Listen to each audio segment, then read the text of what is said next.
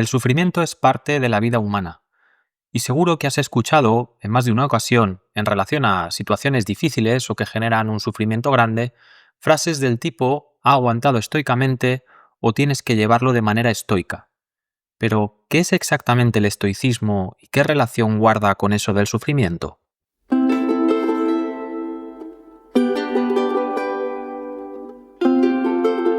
El estoicismo es un movimiento filosófico que fue fundado alrededor del siglo III a.C. Algunos de los representantes más ilustres fueron Crisipo, Séneca o el emperador Marco Aurelio. La principal originalidad del estoicismo consistió en colocar a la ética, esa rama de la filosofía que reflexiona sobre la moral, es decir, sobre lo que debemos o no debemos hacer, como rama principal a la que debía aspirar cualquier conocimiento. Es decir, para los estoicos, solo el conocimiento tiene sentido en la medida en que permite orientar o guiar nuestra conducta de manera virtuosa. Seguramente, ese fue el motivo principal del éxito del estoicismo en la historia de la filosofía, pues desde su fundación hasta nuestros días ha sido una de las corrientes con más vitalidad, con mayor número de citas y referencias. Sin duda, ese es también el motivo que explica la importancia del estoicismo en la orientación filosófica, pues es a través del conocimiento de uno mismo y de la realidad que podemos orientar nuestra vida ante cuestiones o situaciones existenciales, y por tanto el conocimiento sería algo así como un proceso de transformación.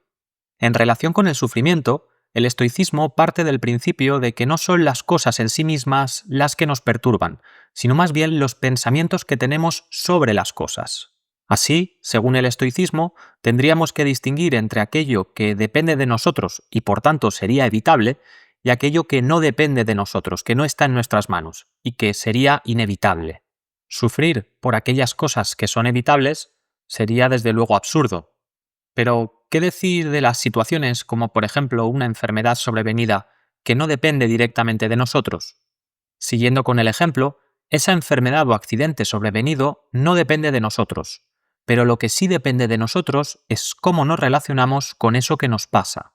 Estas cosas que nos sobrevienen son indiferentes, es decir, no merecen el calificativo en sí de bueno o malo, pues objetivamente es algo al margen de nuestra voluntad.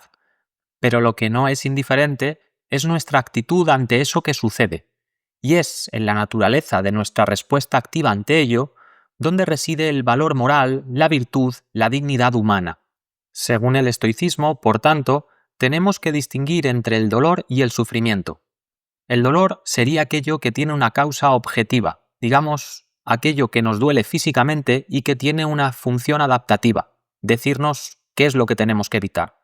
El sufrimiento, en cambio, tiene un origen más bien psicológico, es decir, es el resultado de esos pensamientos o reflexiones sobre las cosas que nos suceden. La conclusión de todo esto es que el sufrimiento es algo propio de los seres conscientes, de aquellos que tienen noción del presente, pasado y futuro, es decir, que son capaces de proyectarse hacia un futuro o hacia un pasado en el que imaginan ese dolor que fue o que está por llegar. Así las cosas, ¿en qué consistiría nuestra relación con las cosas que nos suceden para evitar el sufrimiento? Pues, según el estoicismo, la base de esa solución reside en la aceptación.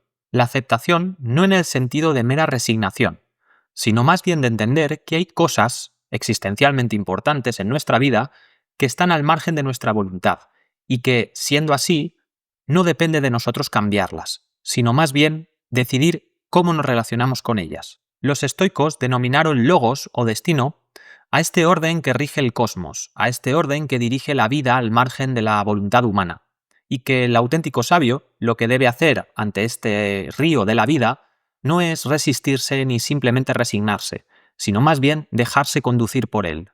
En definitiva, comprender que la vida no es para juzgarla, sino para vivirla, y que el sabio se deja guiar por esta fuerza vital, por este devenir que todo lo ordena. A partir de lo dicho anteriormente, es fácil comprender que hay que distinguir entre el estoicismo filosófico como tal y ese pseudoestoicismo que tan de moda se ha puesto en los últimos tiempos.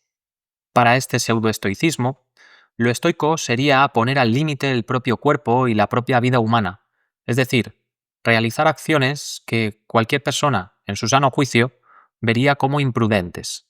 Sin embargo, para el estoicismo genuino, como hemos visto, El dolor y el sufrimiento pueden ser un motor de transformación siempre y cuando sea sobrevenido, es decir, siempre y cuando sea ese tipo de dolor o sufrimiento que consideramos inevitable y que, sin embargo, nuestra actitud hacia ello sea realmente estoica, sea de aceptación genuina, de superación.